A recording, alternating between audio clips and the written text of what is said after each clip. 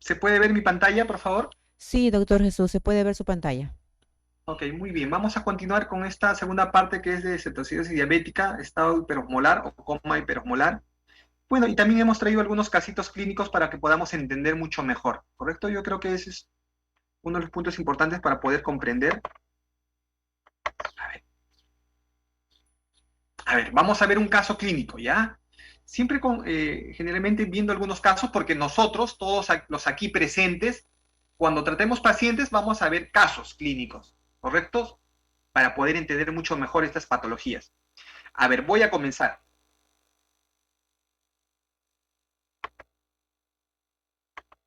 A ver, José es un paciente de 58 años con antecedentes de hipertensión arterial, diabetes mellitus con un tiempo de enfermedad de 3 días, el cual inicia su cuadro con malestar general, hiporexia. ¿Qué es la hiporexia? La hiporexia es la disminución del apetito, ¿correcto?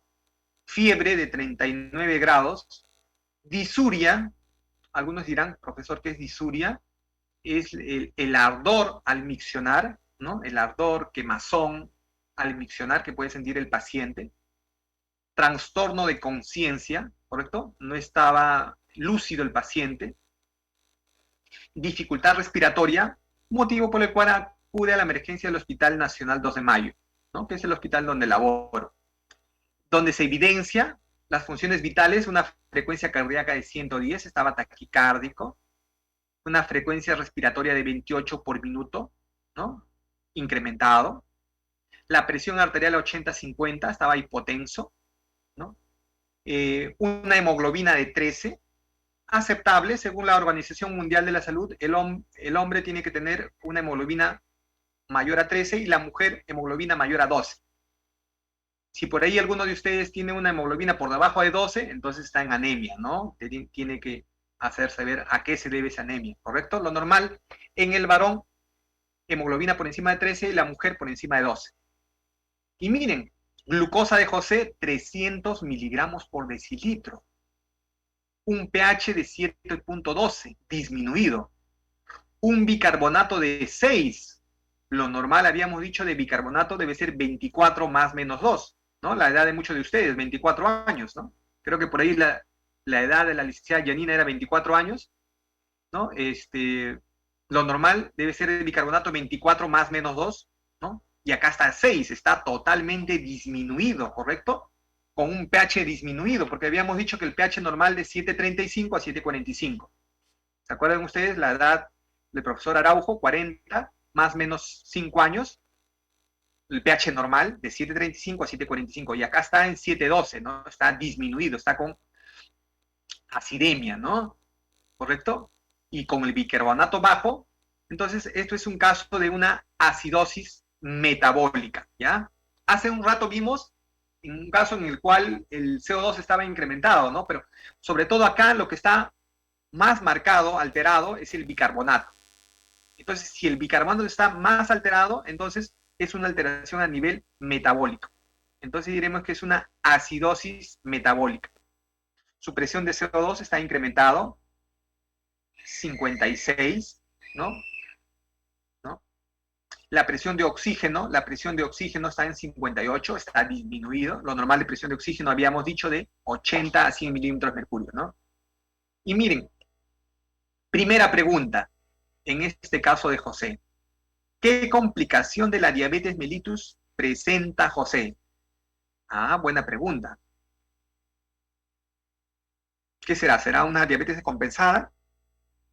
Miren, eh, la complicación que está presentando José viendo este caso clínico es un caso real, es una cetoacidosis diabética. ¿Ya? Probablemente está haciendo una cetoacidosis diabética. Faltan algunos exámenes más, pero probablemente está haciendo una cetoacidosis diabética. Profesor, ¿qué faltaría? Faltaría un examen de orina, ¿no? ¿Para qué? Para que en el examen de orina también tenemos que ver cuerpos cetónicos, ¿no? ¿Cuáles son los cuerpos cetónicos que se encuentran en la orina, ¿no? Por ejemplo, el acetoacetato, el beta-hidroxibutirato y la acetona. Son los tres principales cuerpos cetónicos que nunca deben olvidar, ¿no? Los tres principales cuerpos cetónicos son el acetoacetato, el beta-hidroxibutirato y la acetona, ¿correcto? Entonces, en la cetoacidosis diabética, ¿por qué se caracteriza? Glucosa alta, por encima de 250, alteraciones en el pH, ¿no? Con acidosis metabólica, bicarbonato bajo, por debajo de 18, acá está en 6, ¿no? Y cuerpos cetónicos, nos faltó los cuerpos cetónicos, ¿no? Pero probablemente estemos ante un caso de una cetoacidosis diabética. Y la cetoacidosis diabética es una complicación de la diabetes, ¿ya? En el caso de José.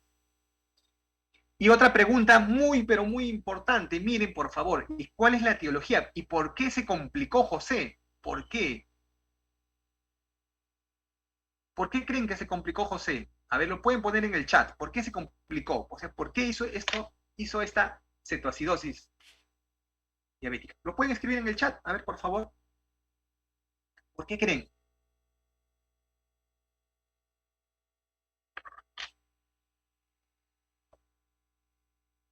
Les cuento. ¿Saben por qué hizo José? Porque hizo una... A ver, por ahí creo que alguien escribió. Señorita Kelly, ¿me podría ayudar? ¿Qué escribieron, por favor? Sí, doctor. A ver, aquí en el botón del chat dice, Estefan probablemente no tome su medicación. Ángela, periodo prolongado de hiperglicemia. Ya. Y Yanina, Perfecto. Chuquillanca, glicemia alta. Yuseli Balki por la dificultad respiratoria. Lisette por deshidratación. Yesenia por infección. Jordi por neumonía asociado. Perfecto, qué bien, qué bien. Me da mucha alegría, me da mucha alegría. Todo lo que ustedes han mencionado pueden ser las etiologías de la descompensación, ¿no? De esta diabetes y causarles la cetoacidosis diabética. Correcto. Todo eso puede ocasionar una cetoacidosis diabética. Así es. Pero claro, ¿no? Pero en el caso ya de José, lo que probablemente le ha originado la descompensación es la infección, la sepsis que está presentando. Porque miren, miren, ¿cómo así? A ver, presenta malestar general, hiporexia, fiebre. ¿Ok? Fiebre, nos dice por ahí que la fiebre es un marcador probablemente que se está incrementando la interleuquina, pero acá dice disuria. ¿Ustedes generalmente presentan disuria? A ver, acá cada uno de los presentes, ¿presenta ardor al miccionar? Si uno de ustedes tiene en este momento tiene ardor al miccionar, probablemente tiene una infección urinaria, no es normal, ¿ah? Yo particularmente ahorita yo no tengo ardor al miccionar, ¿no? Porque si yo tengo ardor al miccionar, probablemente esté presente. Si presento dolores porque hay inflamación a nivel de la mucosa, ¿no? De la mucosa a nivel de los órganos urinarios, ¿correcto? Entonces, miren, fiebre, malestar general, disuria, probablemente estemos ante el caso de una infección urinaria en un varón. Y más si es un paciente diabético, ¿no? Tiende a descompensarse. Entonces, probablemente, o también, claro, o también muy bien por ahí mencionaron que puede ser una neumonía, sí, también pudiera ser una neumonía. Habría que hacerle más exámenes, claro, un mínimo una radiografía, un hemograma, ¿correcto? Más exámenes, correcto, muy bien lo que ustedes han dicho, ¿no? También puede ser que se ha deshidratado, correcto, ¿no? Producto de la fiebre, ¿no? A veces con uno, o también quizás puede ser que ha estado con diarreas, náuseas, vómitos, ¿no? Pero no lo mencionan eso en la historia, ¿no? Pero también puede ser causas de complicaciones, ¿correcto? Muy bien. ¿Ya? Entonces, en este caso clínico de José, lo que le complicó fue la infección. Entonces, nunca se olviden, por favor, aquí lo que me están escuchando, por favor, el día de hoy, 6 de diciembre, ¿cuál es la etiología más frecuente de la cetoacidosis diabética o el estado hiperosmolar? Generalmente, ¿a qué se debe? Generalmente, a causa de infecciones. Infecciones, por favor, nunca se olviden. Hay que descartar infecciones, ¿correcto? Y ahí hay que revisar a qué se debe. Quizás una infección urinaria, mínimo un examen de orina, un hemograma, una radiografía de tórax, ¿correcto? Por ahí, si el paciente es diabético, a ver, no vaya a tener una herida, una lesión, preguntarle por ahí, como ustedes muy bien le dijeron, ¿no? Ha vomitado, no tiene diarreas, ¿correcto? Hay que estar atento, hay que ver las causas, la etiología. Bien, interesante, qué bien, ¿ah? Me alegra que estén atentos. Y acá, ¿qué complicación? Ya lo mencionamos. Y la etiología. Ahora miren, vamos a ver, por favor. A ver.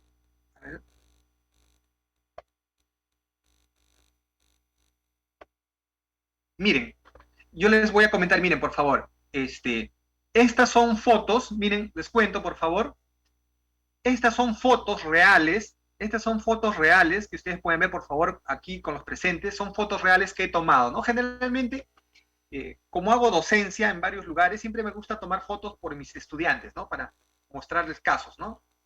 Y estos son casos, por ejemplo, de pacientes diabéticos. Un paciente diabético, por ejemplo, esta es la cavidad orofaringea que hace, por ejemplo, cándida, ¿no? Cándida oral. Los pacientes diabéticos, los pacientes VIH o inmunosuprimidos pueden presentar crecimiento de hongos, por ejemplo, ¿no? Acá la candidiasis oral en un paciente diabético. Por ejemplo, acá también en algunos pacientes diabéticos puede crecer algunos hongos a nivel pulmonar, como el Aspergillus. Acá vemos un hongo en el pulmón izquierdo. Y miren, en los pacientes diabéticos se pueden complicar. Profesor, pero ¿por qué se complican? ¿Cuál es la etiología? La etiología es que cuando se incrementa la glucosa se adhiere a las distintas moléculas de nuestro organismo. La glucosa se adhiere a nivel endotelial, la glucosa se adhiere a nivel de los leucocitos, la glucosa se adhiere a nivel de nuestros anticuerpos. Y entonces cuando se une a nuestras células de defensa y también cuando se une a nuestra inmunidad humoral, va a ocasionar que no respondan de manera adecuada. Entonces se deprime el sistema inmunológico, ¿ya? En un paciente diabético se deprime el sistema inmunológico. No va a tener una respuesta adecuada. Por eso ustedes, en pandemia, ¿ustedes qué han visto? Los pacientes que ingresaron a ventilación mecánica, los COVID, ¿qué enfermedades tenían generalmente? Si ustedes veían, por ejemplo, en mi UCI, si veía pacientes, a ver, este paciente, ¿qué tiene? Obeso. ¿Este paciente qué tiene? Diabético hipertenso. ¿Este paciente qué tiene? Diabetes. ¿Este paciente qué tiene? Obesidad. ¿Este paciente qué tiene? Hepatopatía, diabetes, hipertensión. Generalmente tienen algunas enfermedades de fondo, ¿correcto? Así es. Entonces, estos pacientes, por ejemplo, diabéticos, disminuye su sistema inmunológico, por favor, disminuye el sistema inmunológico. Y estos pacientes pueden presentar un sobrecrecimiento de bacterias y hongos en nuestro organismo, en el organismo de los pacientes diabéticos. Por ejemplo, acá tenemos una foto, miren, les cuento, una foto de un paciente diabético en el cual creció un hongo que se conoce como mucor, miren, y produjo esta lesión, esta necrosis, ¿no? Esta necrosis de piel, de fosas nasales, la infección fue hasta el ojo, la infección fue hasta el cerebro. Es un caso real de un paciente que lo vimos en el Hospital 2 de Mayo. Se le dio tratamiento antifúngico, pero también parte del tratamiento era hacer la exéresis, que vaya a cirugía, pero ya la infección nos ganó. Al final el paciente murió, ¿no? Entonces los pacientes diabéticos se tienden a complicar por infecciones, ¿no? ¿Y por qué por infecciones? Porque deprime el sistema inmunológico. Por eso, miren, muchos de los aquí presentes tienen familiares diabéticos. Muchos de los aquí presentes, si tienen familiares con diabetes, probablemente muchos de ustedes van a tener diabetes, porque la prevalencia en Perú dicen que es de 8 a 10%. Entonces, si aquí hay 58 participantes, casi 60, entonces implica más o menos que el 10% de ustedes va a tener diabetes. O sea, aproximadamente 6 de ustedes van a tener o ya tienen algunos diabetes. Entonces también nosotros como profesionales de la salud tenemos que cuidarnos, ¿ya? Tenemos que cuidarnos, ¿ya? Vamos a continuar. A ver.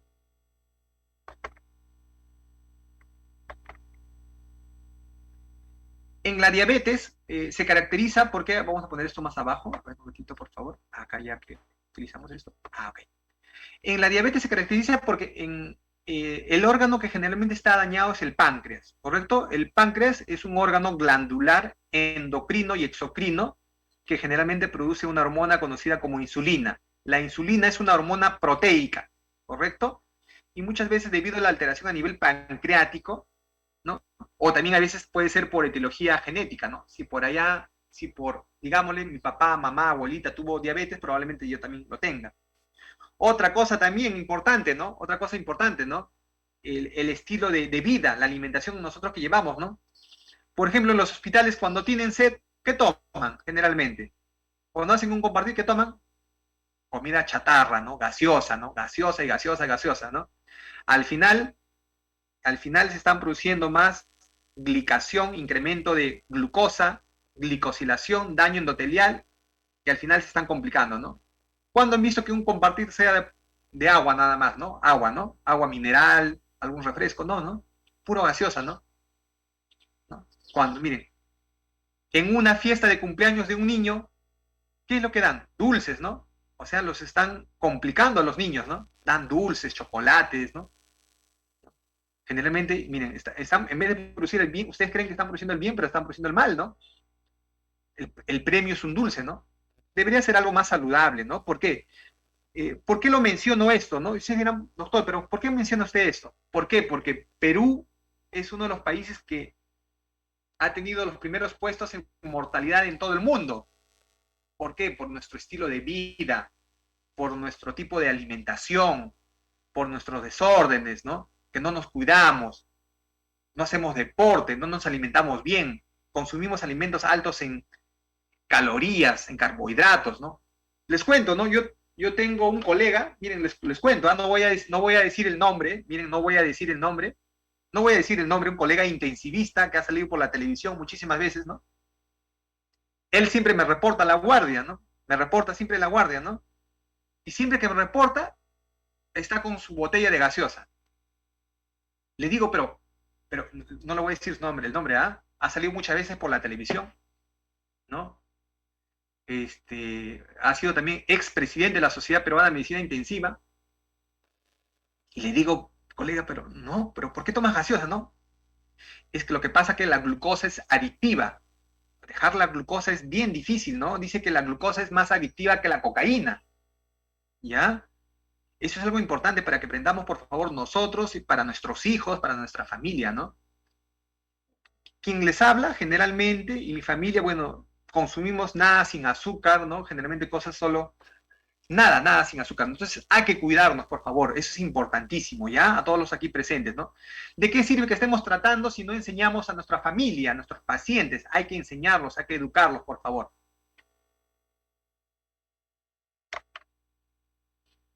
A ver.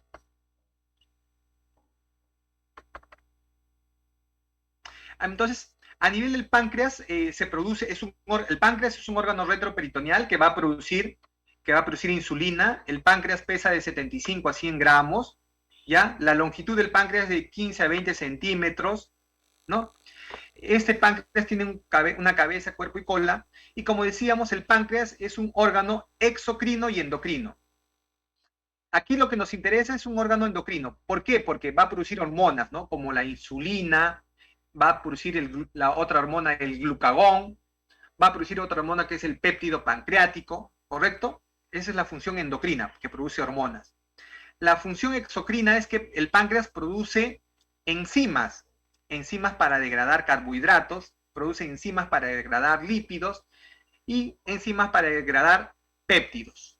No olvidemos, ¿no? Por ejemplo, tenemos, por ejemplo, la amilasa pancreática, es una enzima que degrada carbohidratos.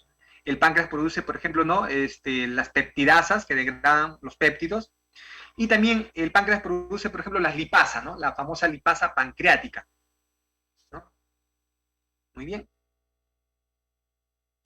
Aquí hay una pregunta muy interesante. ¿Qué sucede cuando la glucosa está alta o baja?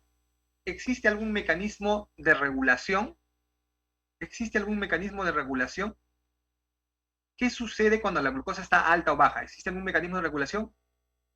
Por ejemplo, la respuesta es sí. Imaginemos, yo les voy a poner un ejemplo. Ustedes se pelean por ahí, imaginemos, se pelean con su colega en el hospital con alguien, cosa que no deberían hacer, reniegan, o se pelean con el esposo, con la esposa, o se pelean por ahí con el mejor amigo, con el amigo cariñoso, con el saliente, ¿no? Como ahora, como los llaman, ¿no? El saliente, ¿no? Uno pregunta, ¿qué es? ¿Tu novio? No, no, no es mi novio. ¿Tu enamorado? No, es mi saliente, ¿no? ¿No? Entonces se pelean por ahí con alguien y ¿no? Imaginemos, vamos a poner el caso, ¿no? Vamos a poner el caso de María, ¿no? María se pelea por ahí con alguien y no cena, ¿ya? No cena. Lo que pasa cuando nosotros no cenamos, nuestra glucosa se baja, ¿correcto? La glucosa va a bajar. Y nuestro organismo necesita glucosa, nuestras neuronas necesitan glucosa. Entonces, ¿de dónde obtenemos glucosa si no cenamos? Lo que pasa que de las reservas, de las reservas. ¿Y las reservas dónde se almacenan? A nivel del hígado, a nivel de los músculos y a nivel del riñón. Entonces ahí tenemos las reservas bajo la forma de glucógeno. Y este glucógeno se metaboliza en glucosa y de ahí obtenemos la glucosa cuando no comemos, ¿correcto? Entonces existen mecanismos de regulación. ¿Y qué pasa cuando la glucosa está alta? Miren, acá tenemos los cambios o qué sucede con nuestro organismo cuando la glucosa está alta. Cuando la glucosa está alta, generalmente nuestro cuerpo estimula a las células beta y produce un incremento de insulina. Se secreta más insulina, ¿para qué? Porque la insulina, ¿qué es lo que va a hacer? La insulina se une a nivel de los receptores, a nivel celular, ¿y qué es lo que va a ocasionar? Que la glucosa ingrese al intracelular. Eso es lo que hace la insulina. Hace que la glucosa a nivel sanguínea ingrese al intracelular y de esa manera disminuya los niveles de glucosa. Pero en un paciente con diabetes, que tiene una enfermedad pancreática, que no produce insulina, que tiene el páncreas alterado, entonces no va a haber insulina. Y al no haber insulina, ¿qué es lo que va a ocasionar? Una glucosa alta. Y si por ahí hay un desencadenante, una infección, ¿no? O si por ahí hay una deshidratación, una diarrea, una neumonía, etcétera, hay un descompensante, entonces esto va a originar un incremento de los niveles de glucosa, ¿ya? Y eso es lo que va a originar complicaciones. Generalmente también cuando está la glucosa alta, como mecanismo de compensación disminuyen otras hormonas, como por ejemplo el glucagón, disminuye la secreción de glucagón. ¿Y qué pasa cuando la glucosa está baja? Normalmente cuando la glucosa está baja, ya disminuye la insulina y aumenta el glucagón. Es un mecanismo de regulación, ¿correcto? Nuestras hormonas se regulan para tratar de compensar los niveles de glucosa. Pero ¿qué pasa si un paciente es diabético? Si un paciente es diabético, ya no produce insulina de manera adecuada, entonces no va a haber regulación. Entonces la hipoglicemia va a ser más severa. Y ante una hipoglicemia severa, nosotros tenemos que actuar de inmediato y tenemos que, ¿qué administramos si un paciente está con hipoglicemia? ¿Qué administramos? Glucosa, ¿no? Administramos glucosa, ¿no? Glucosa o dextrosa, ¿correcto? Dextrosa de manera inmediata, ¿no? Porque el paciente no va a poder regular las hipoglicemias. Por favor, nunca se olvide. Ustedes pueden estar un día completo sin comer, no les va a pasar nada. Si están normales, claro está. Pero si son pacientes diabéticos y no comen un día, ahí sí se van a complicar, porque no hay mecanismos de regulación. No lo olviden. A ver, ¿qué complicaciones agudas y metabólicas se pueden presentar en el paciente con diabetes mellitus? A ver, ¿qué complicaciones?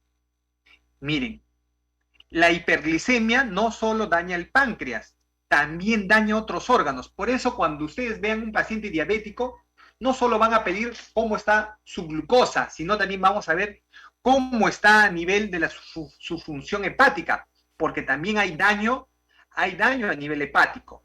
Las hiperglicemias producen también daño a nivel hepático, debido a un incremento de la producción de glucosa hepática, ¿ya?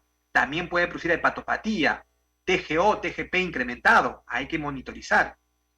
La hiperglicemia también va a producir, por ejemplo, o a qué se debe, ¿no? Por ejemplo, cuando tenemos tejido adiposo incrementado, la lipólisis aumentada, ¿no? Va a producir también más hiperglicemia. O sea, se alteran los distintos órganos, no solo en el páncreas, también el hígado, el tejido adiposo, a nivel muscular, ¿no?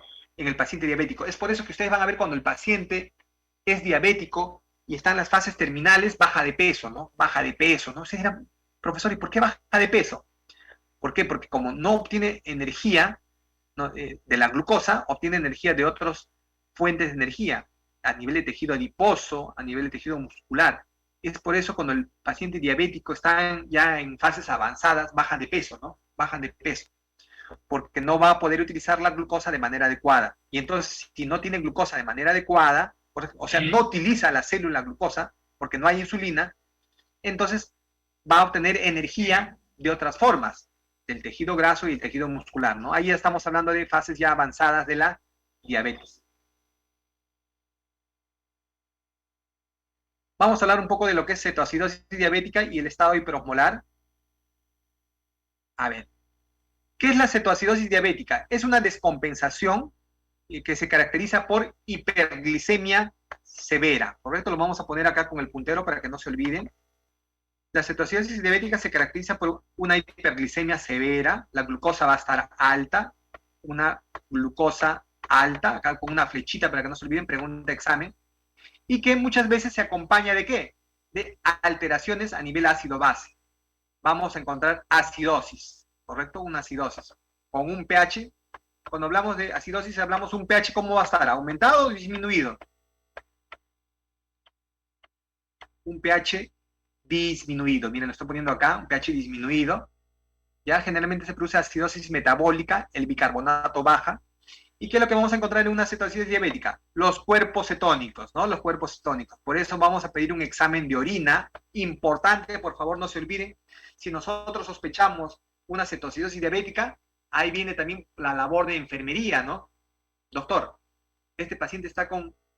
Miren, yo tengo el gusto, yo tengo la alegría de trabajar con grandes profesionales en mi hospital. Son excelentes maestros y maestras, ¿no? Muchos licenciados y licenciadas, muchos de ellos docentes en muchas universidades, y gracias a ellos, ¿no? Trabajamos en equipo, ¿no? Porque miren, ¿no? A veces el médico comete errores y horrores, le digo, ¿no? Y a veces, ¿no? Viene por ahí una licenciada, doctor, el paciente está con hiperglicemia, ¿no le va a pedir un examen de orina? Uy, ¿verdad, no, licenciada? Sí, doctor, porque pídale un examen de orina, no vaya a ser que sea una cetoacidosis diabética. Y yo digo, wow, ¿no? ¿No? Esa licenciada, ¿cómo sabe, no? ¿Correcto?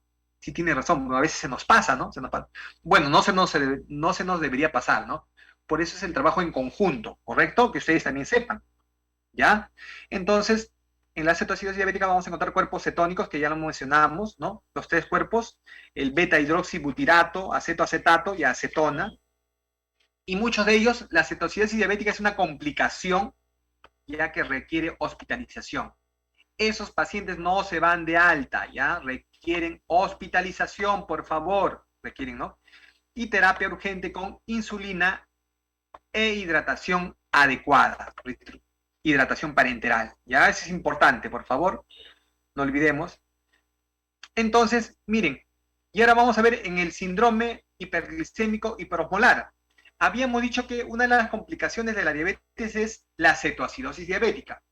Otra complicación es el estado hiperosmolar o síndrome hiperglicémico hiperosmolar, el síndrome HH, ¿no? HH, ¿no? Las hiper, ¿no?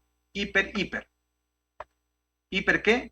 Hiperglicemia e hiperosmolar. Síndrome hiperglicémico hiperosmolar. ¿Qué significa, profesor? ¿Qué significa eso? Es una complicación de la diabetes en el cual hay un incremento de la glucosa, y también hay un incremento ¿de qué? De la osmolaridad. Hay un incremento de la osmolaridad, por favor, no olviden, ¿no? En el síndrome hiperglicémico hiperosmolar, ¿ya? O también conocido como enfermedad hiperosmolar hiperglicémica, ¿ya? ¿Por qué se caracteriza? Aparte de la hiperglicemia, incremento de la osmolaridad, ¿ya? Aquí generalmente las glucosas van a estar más altas, en el estado hiperosmolar las glucosas van a estar más altas, por encima de 400. Acá le vamos a poner 2 flechitas, o hasta 3, ¿no? Está más alto. ¿Correcto? En el estado hiperosmolar, como su característica dice, hay una hiperosmolaridad. La osmolaridad está incrementada, ¿ya? Lo normal de osmolaridad, ¿cuánto es? ¿Cuánto es lo normal de la osmolaridad?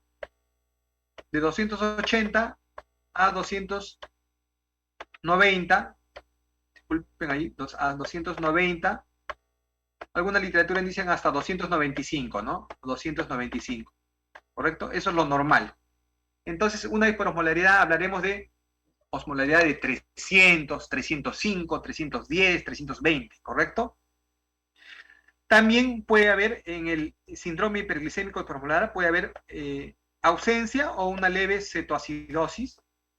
Otra característica importante, por favor, no lo olviden, lo voy a poner con amarillo, para que no lo olviden, por favor, miren, lo estoy sombreando. Hay una profunda deshidratación, ¿ya? Hay una profunda deshidratación. Hay que hidratar a nuestros pacientes.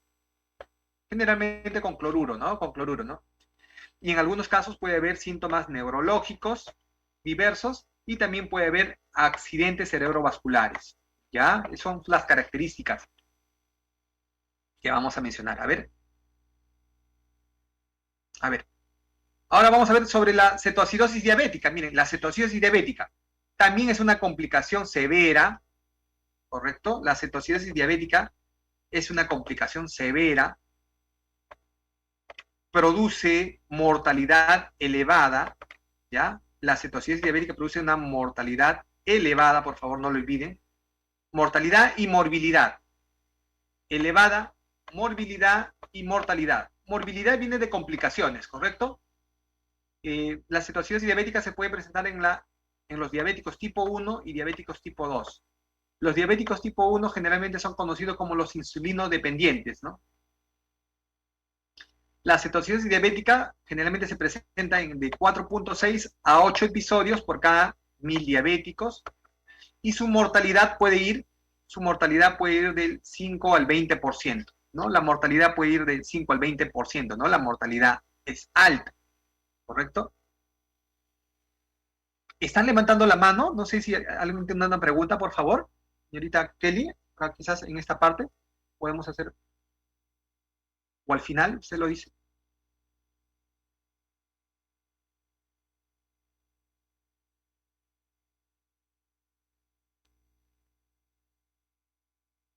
O continuamos y al final voy a responder todas las preguntas. ¿Les parece, por favor? ¿Ya? Para, para, para mantener un orden. Les pido, por favor. Continuamos y al final todas las preguntas que ustedes desean y normal retrocedemos. ¿Ya? Ok, muy bien.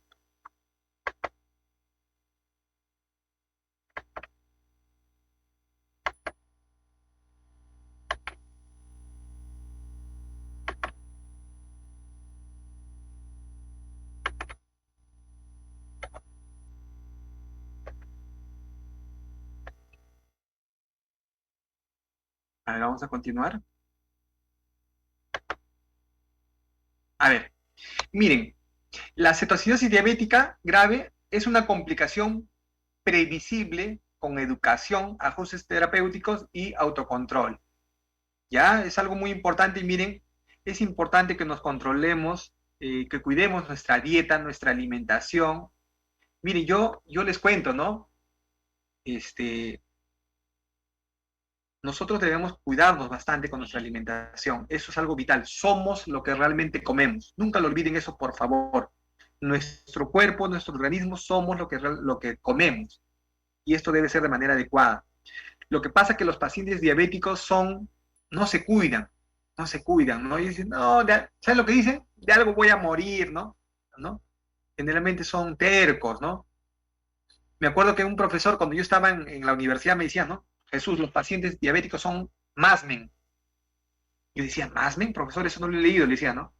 Son más mentirosos, ¿no? No todos, por favor. Lo que pasa que dicen que se están controlando, pero no, o sea, hay que estar ahí detrás, ¿ya? Importante la educación, la alimentación saludable, el estilo de vida saludable, miren, tiene que monitorizarse frecuentemente, ¿no? Un paciente diabético tiene que tener sus controles, su glucotés, sus tiras reactivas, tiene que monitorizarse, ¿ya? Eso es importantísimo, controlar sus glicemias. Pero hay otra cosa muy importante, miren, hacer deporte. No, pero estamos en pandemia. Miren estas personas, miren, esta es una foto real de hace pocos días, miren, ¿no? Ya acá la mayoría de nosotros tenemos nuestras vacunas, ¿correcto? Miren, acá están con su distanciamiento, con su mascarilla, su distanciamiento, al aire libre, miren, y están haciendo deporte. No hay pretextos, ¿no? Ustedes que son profesionales de la salud. Y nosotros, miren, por favor, nunca lo olviden, nosotros que somos profesionales de la salud, envejecemos más. Sí, envejecemos más. Vayan ustedes a una reunión con sus colegas, con sus amigos de promoción del colegio. Les apuesto a $1.000.000 que ustedes, que nosotros, yo también me incluyo, estamos más viejos, ¿no? No diga así, doctor. No, sí, es la verdad. Envejecemos más por las guardias, las malas noches, ¿correcto? ¿No? Cierto, ¿no? Yo les cuento, yo en el hospital tengo un colega, miren, para que puedan ver, no voy a decir el nombre. Este colega tiene un año más que yo, está en base 4, pero parece de 60 años. Todo su cabello blanco, blanco. Arrugas, parece, una vez pregunté, ¿no?, a un familiar, ¿qué edad le pones, no? Me dijo 50, a tu colega tiene 58 años. ¿Y saben cuántos años tenía mi colega? 42 años. Miren, un agente externo, le pregunté, mira, esta foto, ¿cuánto le echas? Miren, una foto de cerca, ¿no? 58 años le echo a tu colega. No, tiene 42. Lo que pasa es que nosotros envejecemos.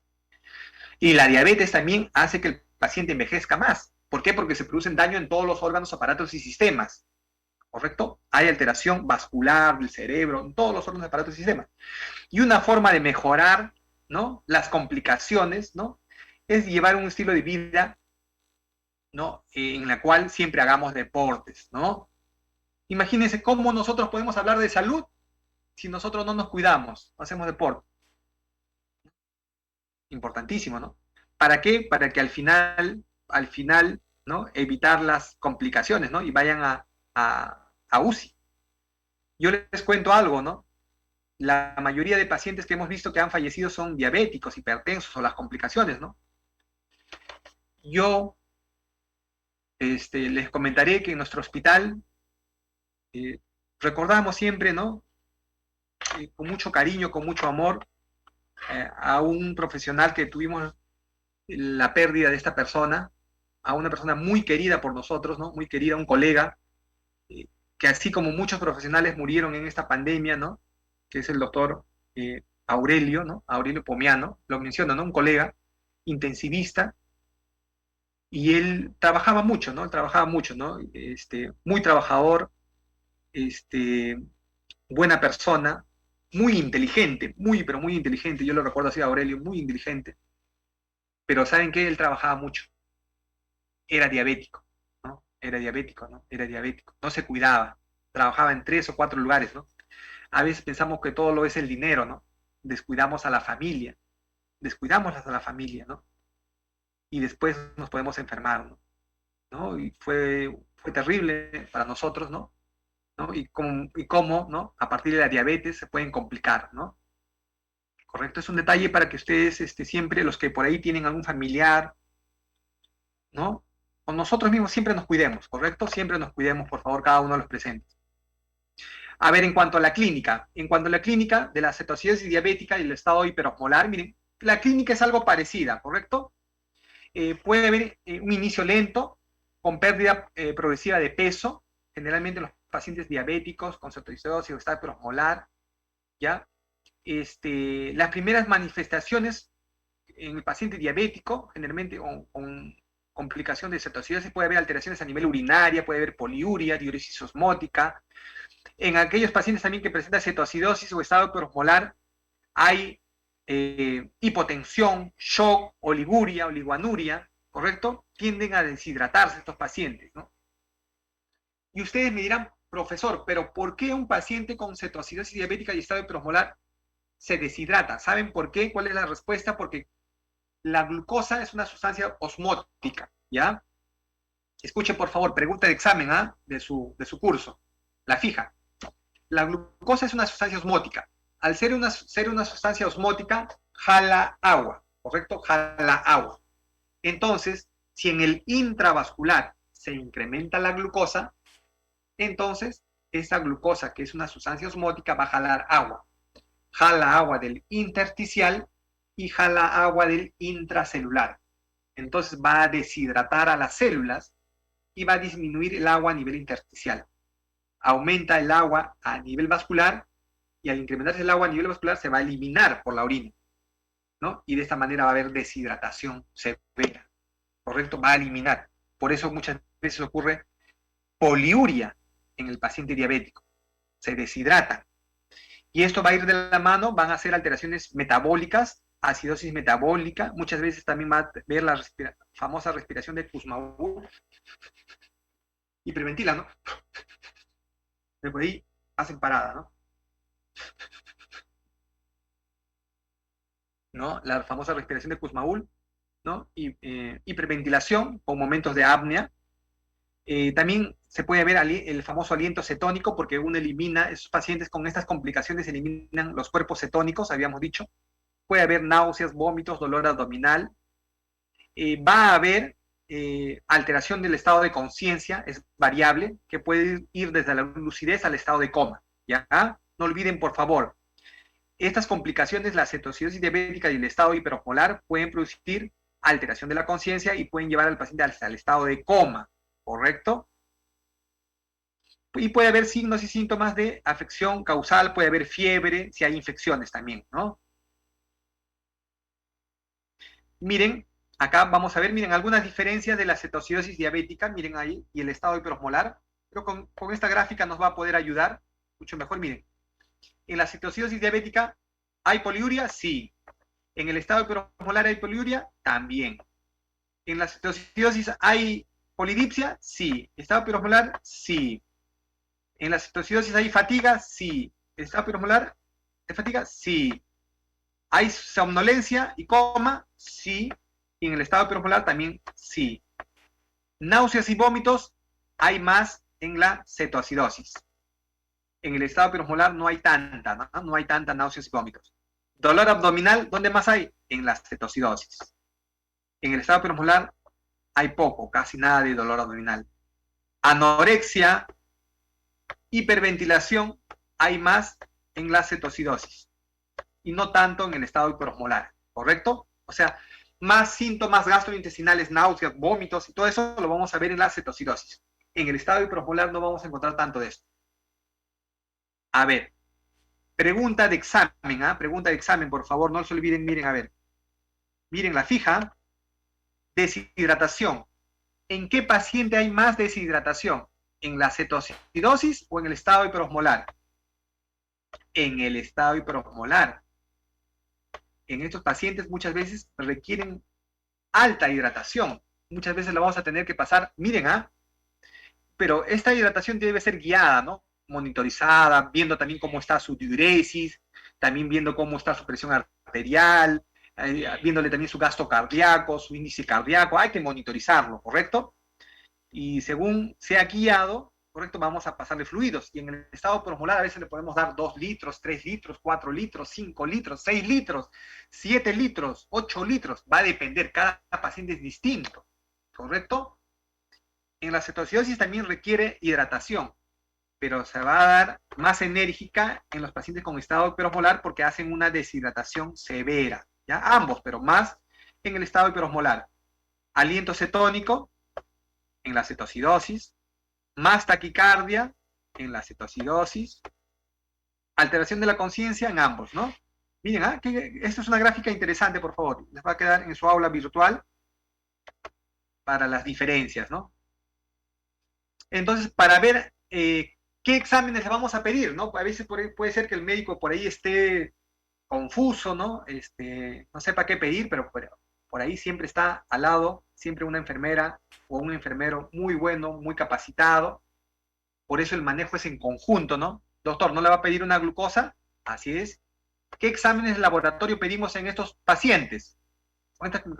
Vamos a ver también una glucosa, un examen de orina, ¿no? Un examen de orina para ver cómo está la densidad urinaria. Y en el examen de orina también vamos a ver muchas cosas. En el examen de orina también vamos a ver si hay cuerpos cetónicos, ¿se acuerdan? Para ver si hay cetonuria, si hay glucosuria, etcétera, ¿correcto? También vamos a ver, vamos a solicitar un AGA, ¿ya? Un paciente con estas alteraciones vamos a pedir, doctor, no le pedí un AGA, le pedimos un AGA cada 12 horas, cada 8. Sí, licenciada, ¿verdad? Tiene razón, para ver por qué los pacientes tienen que hacer acidosis, ¿correcto? Con un pH disminuido. Otro, estos pacientes con estas alteraciones tienen que presentar pérdida de agua y también alteraciones en los electrolitos. Por eso, doctor, se está olvidando de pedirle los electrolitos al paciente con cetoacidosis, con estado hiperosmolar. Uy, ¿verdad, licenciada? ¿Verdad? Tiene razón. No sé en qué estoy pensando. No se preocupe, doctor. Acá trabajamos en conjunto. Ok, licenciada. Entonces vamos a pedirle sus electrolitos, ¿no? Su sodio, su potasio, su cloro, su calcio, su fósforo, su magnesio, ¿correcto? Vamos a pedir todos esos electrolitos. Vamos a ver también pedirle cómo está su perfil lipídico. Es importante cómo están sus triglicéridos, cómo están sus lípidos, porque generalmente en los pacientes diabéticos los lípidos tienden a incrementar, ¿correcto? Generalmente en los pacientes diabéticos no solo presentan glucosas altas, también vamos a encontrar los lípidos aumentados. También dentro de los exámenes del laboratorio vamos a pedir un hemograma, ¿no? ¿Cómo está su hemograma? ¿Cómo está su PCR? ¿Cómo está su BCG? Para ver si hay o no sus signos de infección. Doctor, le va a pedir una procalcitonina, le va a pedir un BCG, un hemograma, ok, ¿no? Porque también tenemos que descartar si hay o no infección, porque las infecciones pueden exacerbar estas complicaciones. No olvidemos, por favor. También le pediremos cómo está su función hepática, su función renal, ¿no? Un perfil hepático, un perfil renal, una urea, una creatinina, para ver cómo está su función renal, ¿no? Son exámenes sí o sí que tenemos que ver, pedir, ¿no?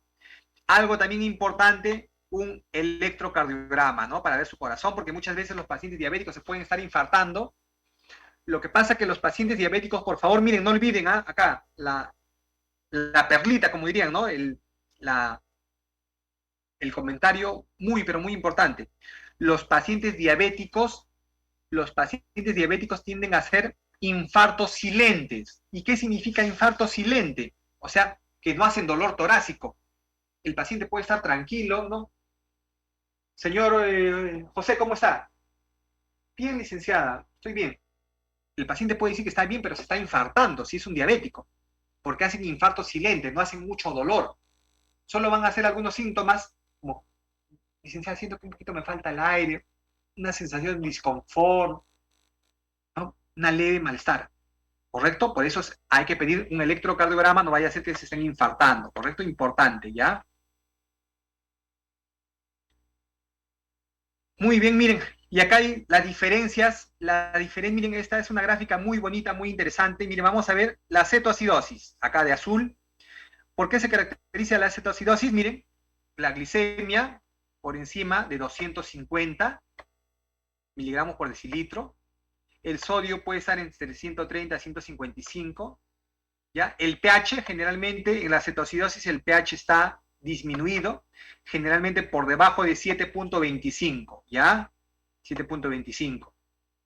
El bicarbonato está bajo, generalmente dicen el bicarbonato en el paciente con cetoacidosis está por debajo de 18, ¿ya? Está bajo. ¿Y qué es lo que vamos a encontrar en la orina? Vamos a encontrar cuerpos cetónicos, ¿ya? Por eso pedimos un examen de orina. La osmolaridad puede estar en... Generalmente la osmolaridad es una osmolaridad normal, ¿ya? Y déficit hídrico entre 3 a 7 litros. En promedio le va a faltar entre 3 a 7 litros. En promedio, litros de agua que le va a faltar. En promedio, ¿ya? Ahora vamos a ver en el estado hiperosmolar. Miren, ¿por qué se caracteriza? Miren, de amarillo. Vamos a poner, miren por favor, generalmente en el estado hiperosmolar, ¿no? Glucosas más altas, glicemias por encima de 400, miren, glucosas más altas. Su sodio puede estar entre 125 a 140. Su potasio entre 3 a 5. Su pH, miren, el pH puede variar. Puede ser acidemia o puede ser alcalemia, ¿no? Mientras en la cetoacidosis generalmente el pH acidemia, en el estado hiperosmolar puede ser acidemia o alcalemia, ¿no? Generalmente, ¿no? Puede tener un pH normal también. Puede tener un pH normal. Su bicarbonato generalmente puede estar normal, porque hemos dicho que el bicarbonato normal 24, está entre 18 y 24, ¿correcto? Mientras que en la cetoacidosis tiene bicarbonato bajo, ¿ya? La osmolaridad, miren, la osmolaridad en el paciente con estado hiperosmolar está incrementado, ¿ya? La osmolaridad está incrementado, es una de las características principales. Por eso voy a poner la flechita para arriba para que nunca lo olviden. Pregunta de examen nacional de enfermería, pregunta de examen para ingresar a un hospital, pregunta de examen para ingresar a una clínica, cómo está la osmolaridad en un estado hiperosmolar, ha aumentado, ¿no? Y en cuanto al déficit de líquidos, va a ser mayor. Puede requerir entre 6 a 12 litros de líquidos en un adulto de 60 a 70 kilos. Por favor, no lo olvidemos. Miren, qué bonito está esta gráfica.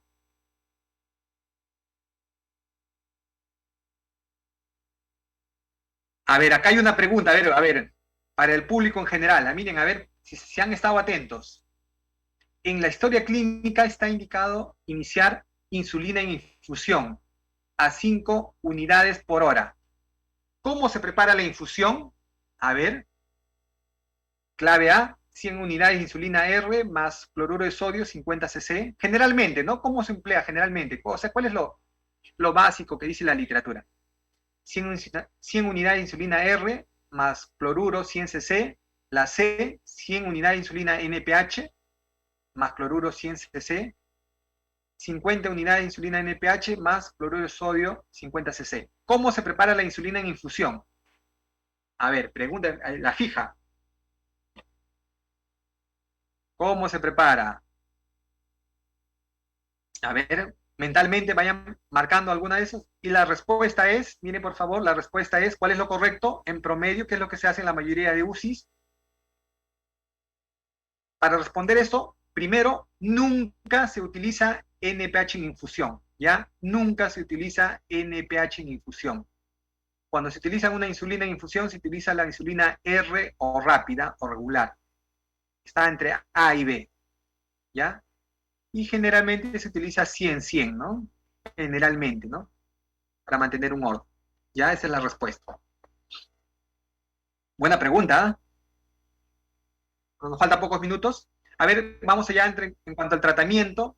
El tratamiento, un punto importante es la hidratación. Como les dije, la hidratación debe ser guiada. Generalmente en la primera hora vamos a dar 1000 mililitros. Continuando en la segunda hora de 1000 mililitros, entre la segunda y tercera hora, siempre monitorizando, ¿no? Viendo cómo está la diuresis, viendo cómo está la presión, viendo cómo está el monitoreo hemodinámico, cómo está el gasto cardíaco, cómo está el índice cardíaco, cómo está el volumen sistólico, ¿correcto? Y cuando ya logramos controlar las glucosas y las glucosas están más bajas, por ejemplo, bajaron de 350 a 300, luego 250, luego están bajando a 200, cuando ya la glucosa está comenzando a bajar, y si esta está por debajo de 200, utilizaremos, ¿no? Suero glucosado, ¿no?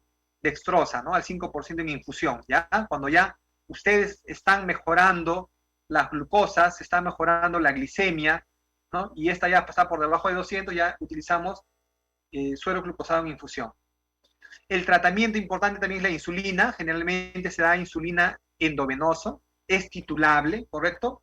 En los pacientes críticos debemos tratar de mantener una glucosa entre 110 y 180. Ya lo voy a poner acá para que nunca lo olviden. Generalmente en el paciente crítico, en promedio, entre 110 y 180, ¿no? En 180 miligramos por decilitro tratamos de mantener estas glicemias, ¿no? Si, por ejemplo, profesor, ¿qué pasa si, por ejemplo, estoy con insulina en infusión? Estoy con insulina en infusión y le controlo la glucosa y sale 150 o 180, mantengo la infusión, ¿no? Digamos, está en 5 ml por hora, mantengo. Si, por ejemplo, a las 2 horas le tomo un control y está en 110, uy, ya está en el límite inferior, ¿no? Disminuyo o apago la insulina, ¿no? Porque ya está en el borde inferior, porque si no puede originar hipoglicemia, ¿correcto? Generalmente, cuando damos en bolo, cuando iniciamos insulina, podemos dar en bolo a una dosis de 0.15 unidades por kilo de peso. En infusión, se va a iniciar con 0.1 unidades por kilo por peso por hora. A ver, por ejemplo, si yo tengo un paciente que pesa 60 kilos, 60 por 0.1, ¿cuánto será? 6 unidades, ¿no? Inicio con 6 unidades, ¿no? 6 unidades, ¿no? Por hora, ¿correcto? O 6 mililitros por hora. O sea, al estar la preparación, miren, al estar la preparación 100 unidades de insulina en 100 cc de cloruro, ¿ya? Cuando ustedes utilicen 1 mililitro de esa combinación, van a tener una unidad. Si utilizan 2 mililitros, 2 unidades. Si utilizan 5 mililitros, 5 unidades. Es por eso que Miren, es por eso, miren, que se emplea esta dilución, ¿no? 100-100, ¿correcto? Luego, cuando las glicemias ya están más o menos en 250 o menores, vamos disminuyendo la infusión, ¿no? A 0.05 unidades por kilo, ¿correcto? En algunos casos también se puede utilizar la vía subcutánea. Importante monitorizar los electrolitos. Hay que monitorizar cómo está sodio, potasio, cloro, calcio, magnesio, fósforo. Recuerden, por favor, que cuando uno da insulina en infusión, el potasio tiende a disminuir y el fósforo también tiende a disminuir. Por eso debemos controlar, porque si no, el paciente va a hacer una disminución de estos electrolitos y puede producir una arritmia y el paciente se muere, ¿correcto? Hay que monitorizar los electrolitos. Y miren, acá están dos licenciadas que están contentas cuando ya el paciente tendrá una mejoría significativa, cuando tendrá resolución de la cetoacidosis diabética o del estado hiperosmolar, cuando la glucosa esté menor a 200, cuando el bicarbonato haya incrementado y ya esté por encima de 18, y cuando el pH ya esté por encima de 7.3, ¿no? Y diremos, uy, el paciente ya está mejorando, ¿no? Y cuando el anion gap esté por encima de 12. En sí, miren, tanto el estado hiperosmolar como la cetoacidosis diabética van a producir incremento de la glicemia, y este incremento de la glicemia puede traer glucosuria, o sea, orina en la orina, puede originar diuresis osmóticas, deshidratación, hipotensión y shock. Es por eso que hay que hidratar, ¿no? De manera adecuada, ¿correcto? La osmolaridad, ¿cómo se calcula? Es igual a 2 veces el sodio, glucosa sobre 18 y urea sobre 6. ¿Ya? Es la forma de calcular la osmolaridad. La osmolaridad normalmente es igual a 280 a 290. Si, por ejemplo, tengo un paciente, a ver, imaginemos tengo un paciente con un sodio de 135 y una glucosa, vamos a poner una glucosa de 180. A ver, vamos a poner una glucosa de 180 y un urea de 60, vamos a poner urea de 60, glucosa de 180 y un sodio de 135, ¿cuánto será su osmolaridad? A ver, vamos a calcular. Paciente con sodio de 135, glucosa 180, urea 60. Calcule su osmolaridad. A ver, 2 veces el sodio, 2 por 135 es 270. Glucosa sobre 18, o sea, 180 sobre 18, ¿cuánto es? 10. 10 más 270 van 280. Urea 60 sobre 6 es 10. Entonces, 280 más 10, 290. ¿Cómo está su osmolaridad? Está normal, ¿ya? Está normal. Salió 290. Cuando la osmolaridad está por encima de 290 es hiperosmolaridad, y cuando está por debajo, hipoosmolaridad. No lo olviden, por favor. Ya estamos en nuestras últimas diapositivas, por favor. Últimas 2 diapositivas. Entonces, finalmente, para el tratamiento final es las medidas generales, la hidratación adecuada, debemos monitorizar siempre la diuresis adecuada, debe ser mayor a 0,5 mililitros por kilo.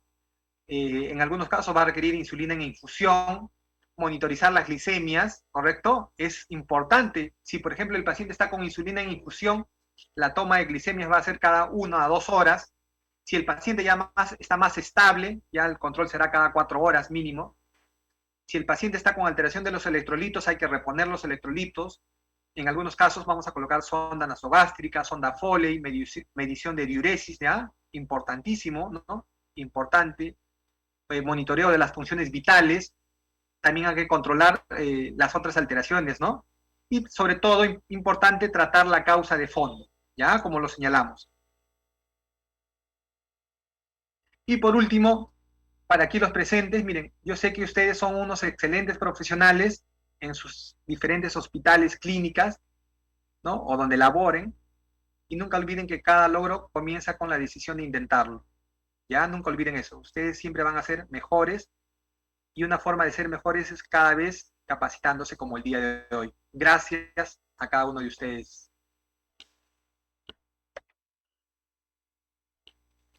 Gracias, doctor Jesús. por esas dos ponencias. Bueno, se ha visto la gran participación de todos. Bueno, el doctor se nos tiene acostumbrado a ponernos casos clínicos, a ponernos preguntas para que todos puedan participar. Y así y de esta manera también se puedan ir adelantando un poco a lo que es el examen. Tenemos un cuestionario que se habilita al término del curso. Entonces ustedes también tienen ahí preguntas para que ustedes puedan evaluar y ya saber, ¿no? Caterín Alcalá nos pregunta, ¿a qué se refiere con osmolaridad? Muy buena pregunta, ¿no? Justo lo vimos en la última diapositiva. Cuando hablamos de osmolaridad, eh, se deben a los solutos que hay en sangre, ¿ya? Cuando hablamos de osmolaridad, son los solutos que hay en nuestra sangre. Así es. Cuando hablamos de osmolaridad, son los solutos que hay en nuestra sangre. Por ejemplo, en nuestra sangre, ¿qué hay? En nuestra sangre, ¿qué solutos hay? Los electrolitos son solutos. La glucosa son solutos. Pero de ellos, los más importantes es el sodio, la glucosa y la urea. Pero de entre todos ellos, ¿cuál es el más importante? El sodio. Por eso, para calcular la osmolaridad, utilizamos el sodio. Tenemos que saber cómo está el sodio, cómo está la glucosa y cómo está la urea, ¿correcto? Y a partir de esas sustancias, calculamos la osmolaridad. ¿Y qué es la osmolaridad? Vendrían a ser los solutos que hay en sangre. Y para ver que una persona esté normal, lo normal de esa osmolaridad debe ser entre 280 a 290. Y como hemos visto en la fórmula, debe ser, ¿cómo calculamos la osmolaridad? 2 veces el sodio más la glucosa sobre 18 más la urea sobre 6. Y de esa manera tenemos que tener nuestra osmolaridad entre 280 y 290. ¿Correcto? Buena pregunta.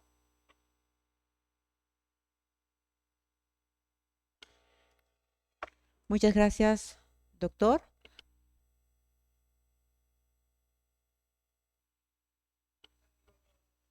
Ya, muchas gracias, doctor. Tenemos una siguiente pregunta de Paola Rodríguez Silva.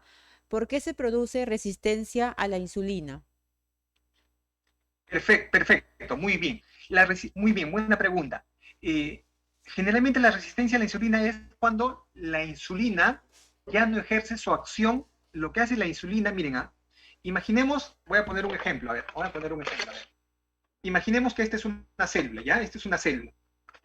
Imaginemos que esta es una célula, ¿correcto? Esta es una célula, a ver. Vamos a poner un ejemplo, a ver, para que se pueda entender. Imaginemos que esta es una célula y aquí tiene un receptor, ¿ya? Esta es una célula, acá tiene un receptor. La insulina es una hormona, que se va a unir al receptor de insulina, ¿correcto? La insulina es una hormona que se une a un receptor que está en la membrana celular. Y cuando se une la insulina, ¿qué es lo que va a permitir? Que la glucosa, imaginemos que esta sea la glucosa, al unirse la insulina a este receptor, va a permitir que la glucosa ingrese al interior de la célula y pueda ser utilizada. Y cuando ingresa al interior de la célula, la glucosa utiliza la célula y disminuye la glucosa a nivel sérica. ¿Qué es lo que pasa cuando hay resistencia a la insulina? ¿Qué quiere decir? Que la insulina no va a actuar a nivel de su receptor. Y si no actúa a nivel del receptor celular, ¿qué es lo que pasa? ¿La glucosa podrá ingresar? No, la glucosa ya no va a poder ingresar, ¿correcto? La glucosa ya no puede ingresar al interior de la célula. Entonces, la glucosa va a estar alta a nivel sérico. Eso se conoce como resistencia a la insulina, en el cual tenemos insulina, pero no ejerce su acción. Buena pregunta. Muchas gracias. Tenemos otra pregunta de Stephanie Carpio Cortés. ¿Por qué mezclar la insulina R100 con cloruro de sodio y no con dextrosa? Ok, buena pregunta. Así es, sí. Generalmente, miren, lo que pasa es que, miren, en un paciente con cetoacidosis diabética o estado hiperosmolar, ¿qué está incrementado? Lo que está incrementado es la glucosa. Y si está incrementado la glucosa, ese incremento de glucosa es lo que produce alteraciones en todos nuestros órganos, aparatos y sistemas. La glucosa se une a las neuronas, la glucosa se une a los glóbulos rojos, ¿no? A todas las células y produce su alteración. Entonces nosotros debemos disminuir los niveles de glucosa. Pero ¿qué pasa si nosotros mezclamos, ¿no? Por ejemplo, para preparar la infusión insulina utilizamos dextrosa. ¿Qué contiene la dextrosa? Contiene glucosa. La dextrosa es glucosa. Entonces vamos a incrementar más, ¿no? Los niveles de glucosa. Por eso generalmente cuando damos insulina, la insulina, ¿no? Lo utilizamos con cloruro de sodio, generalmente. Y para que sea más fácil, ¿no? Más fácil el tratamiento, ¿no? ¿Correcto? Generalmente empleamos el 100-100, ¿no? 100 unidades de insulina con 100 cc de cloruro. Cosa que en 1 mililitro de cloruro vamos a tener una unidad de insulina, ¿correcto? Por eso utilizamos, preferimos, ¿no? El cloruro de sodio y no la dextrosa, ¿no? Para no originar hiperglicemias.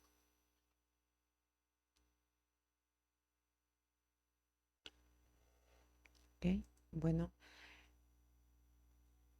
Jordi Montes Villanueva, si no cuenta con urea, ¿cómo puedo calcular la osmolaridad? Muy buena pregunta, ¿no? Muy buena pregunta. Generalmente, miren, generalmente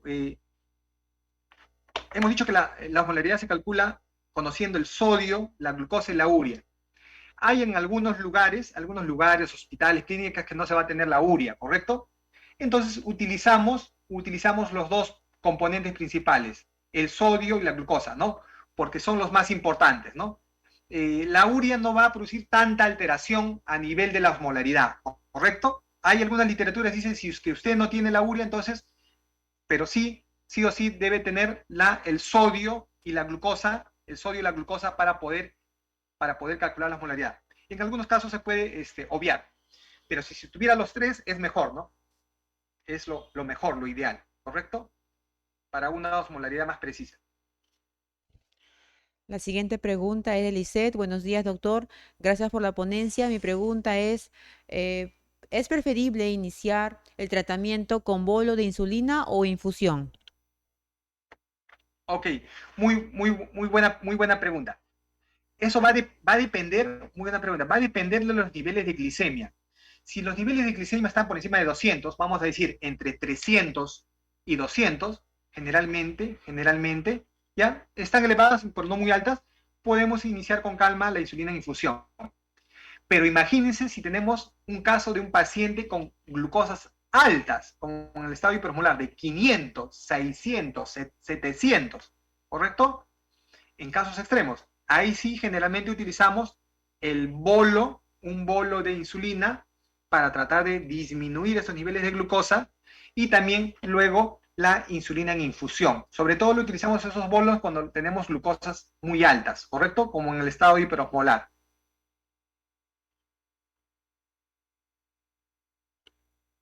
Tenemos la participación también de la licenciada Kelly.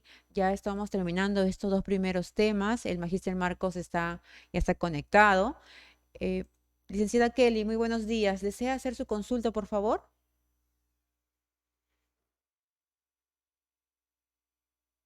No. Bien, entonces, Gisela Poquiama, ¿de cuánto debe ser el bolo de insulina? Ya, muy buena pregunta. Generalmente hemos dicho cuando las glucosas están altas, cuando las glucosas están muy altas, ¿no? En promedio el bolo de insulina será de 0.1 hasta 0.3 unidades por kilo de peso, ¿correcto? Por kilo de peso. Por ejemplo, vamos a poner un ejemplo. Imaginemos que vamos a utilizar 0.2 unidades 0.12 unidades por kilo. Si el paciente pesa 60 kilos, 60 por 0.2 será 12 unidades, ¿no? En bolo de insulina R, ¿ya? Por ejemplo, si vamos a dar una dosis de 0.1 por 60 serían 6 unidades. Va entre 6 unidades a 12 unidades en bolo que podemos utilizar. Pero eso siempre está, algo importante que siempre debemos monitorizar las glicemias, ¿no? Cada 1 hora, 2 horas, siempre debemos monitorizar de manera constante cómo está nuestra glicemia, cómo va con el transcurso de las horas. Doctor, tenemos una consulta en el botón del chat. Es la última pregunta. Si puede, por favor, leerlo. Es de Yuseli Balki en el botón del chat. ¿Ok? A ver, A ver, ¿cuántos miligramos sube una ampolla de dextrosa al 33%? Correcto, muy buena pregunta. Generalmente, miren, generalmente cuando nosotros tenemos un paciente con hipoglicemia, cuando nosotros tenemos un paciente de hipoglicemia, lo que dice la literatura a nivel internacional es que debemos dar entre 25 a 30 gramos de glucosa, ¿ya? 25 a 30 gramos de glucosa. Cada ampolla, cada ampolla de dextrosa al 33% contiene 6.6 gramos. Cuando ustedes dan una ampolla de dextrosa al 33%, contiene 6.6 gramos. Si yo doy 4 ampollas, 4 por 6.6, más o menos ¿cuánto nos dará? 12, 13, más o menos 26 gramos, ¿no? O sea, cuando yo doy 4 ampollas de dextrosa al 33%, estoy dando más o menos unos 26 gramos, que está, como lo dice la norma a nivel internacional, ¿no? Entre 25 a 30 gramos de glucosa que tengo que incrementar. Y en promedio, dice la literatura, cuando yo doy una ampollita de dextrosa al 33%, va a incrementar los niveles de glucosa, ¿no? En promedio, entre 20 a 35 miligramos, ¿no? Entre 20 a 35, en promedio, ¿no? Pero eso puede variar de paciente a paciente, ¿no? Pongámosle un ejemplo. Si, digámosle, yo le doy 4 ampollas, 4 por 20, 80, ¿no? 80 miligramos. Si mi paciente tiene una glucosa, digámosle, está con hipoglicemia, tiene 40. Imaginemos que tiene 40.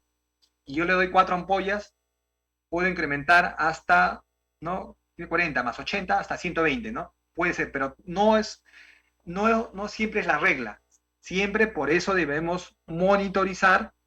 Luego que yo administro dextrosa, ¿no? A la media hora o una hora después, le voy a tomar su glucosa, ¿no? Su glucosa sérica o su hemoglucotés, ¿correcto? Muy bien. Excelente, doctor. Bien, han sido contestadas todas las consultas. Muchas gracias a todos los participantes por lograr desarrollar esos dos primeros temas con una metodología muy agradable en cuanto a poder poner todas las dudas que tuviesen, a resolver las consultas del doctor.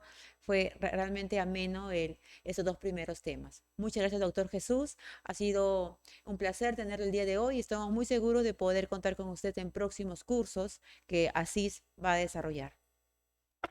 Muchas gracias, señorita Kelly, y felicitar a cada uno de los presentes por su deseo y su mejora constante. Nos vemos hasta una próxima oportunidad. Doy paso al profesor Marco Soca, ¿no? Que está esperando ansioso.